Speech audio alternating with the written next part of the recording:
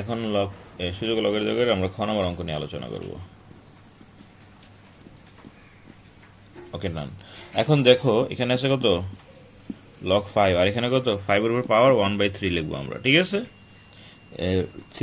3 root, তাহলে এটা কি 1/3 হবে। এই 1/3টাকে আমরা সামনে নিয়ে আসবো, 1/3 লগ 5, ঠিক আছে। এখন দেখো, এখন লগ 5 মানে কত 1 হবে, 1 লেখো, আর এটাকে গুণ করলে 1/3 হয়ে যাবে, ঠিক আছে। চলো আবার প্রথম থেকে দেখি। এখানে কি হচ্ছে লগ 5 3√5। এখন এই √3 মানে কি 1/3 হবে। এখন এই 1 উপরে 3টাকে আমরা সামনে নিয়ে আসবো, ঠিক আছে। 1/3 এখানে লগ 5, আর এখানে যে লগ 5 এটা মানে কত 1, আর এখানে 1/3।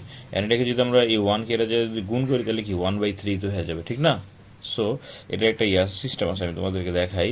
যদি মনে করো এর উপরে রুট দাও তাহলে কত √½ হবে, মানে রুটের মান পাওয়ার হাফ হয়ে যায়। যদি বলে আমি 5-এর উপরে রুট দিই তাহলে কত হবে 5 1/2। এখন এই রুটের উপর যদি কোনো সংখ্যা থাকে যেমন 3√a, তাহলে এটা কি হবে